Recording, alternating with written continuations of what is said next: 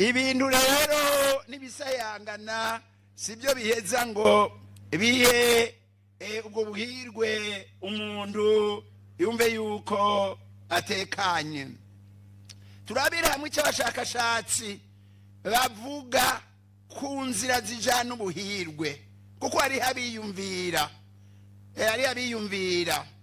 bamwe rero bagira bati nk'aba Arironde bamuniye n'abandi sino badondagura bagira bati ubumwe mu muntu n'inzira ijana ku buhirwe. Muratumva mwese icyari cy'ubumwe mu muntu? Muri wewe aho udafise udutima tubiri, aho wewe nuko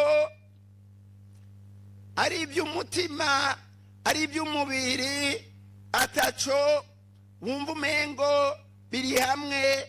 Abashakashatsi bagira bati uko umuntu yaremwe kugira ngo ahigwe, agira amahoro yuzuye mu mutima no mu buzima bwiwe, umutekano mu mubiri wiwe hamwe n'abandi n'Imana nyene.